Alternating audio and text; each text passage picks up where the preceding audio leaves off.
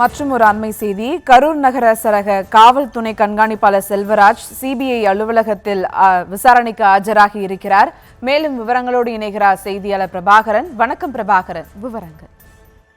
வணக்கம் மேடம். கரூர் வேலுசாமிபுரம் பகுதியில் செப்டம்பர் மாதம் 27ஆம் தேதி நடைபெற்ற தமிழக வெற்றி கழகத்தின் தலைவர் விஜய் மக்கள் சந்திப்பு கூட்டத்தின் போது கூட்ட நெரிசல் காரணமாக சிக்கி 41 நபர்கள் உயிரிழந்தனர். இது தொடர்பான வழக்கு உச்சநீதிமன்றம் சிபிஐ விசாரிக்க உத்தரவிட்டது. அதன் அடிப்படையில் கடந்த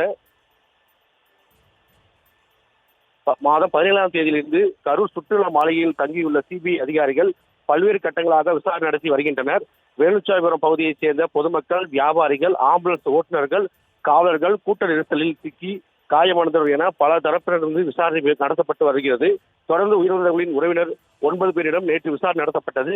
2வது நாளாக இன்று 2 பேர் விசாரணைக்கு ஆஜராகியுள்ளனர். குறிப்பாக கடந்த சில தினங்களுக்கு முன்பாக தமிழக வெற்றி கழகத்தின் தலைவர், மாநில நிர்வாகிகள் ஆனந்த், நிர்மல்குமார், ஆதவ் அர்ஜுன், மாவட்ட செயலாளர் மதியழகன் ஆகியோரும் 2 நாட்களாக விசாரணை நடத்தப்பட்டது. இந்த நிலையில் காவல்துறை தரப்பிலிருந்து கரூர் நகர காவல் ஆய்வாளர் மற்றும் துணை ஆய்வாளர்கள் உள்ளிட்ட காவலர்கள் மட்டும் ஆஜராகி வந்தனர்.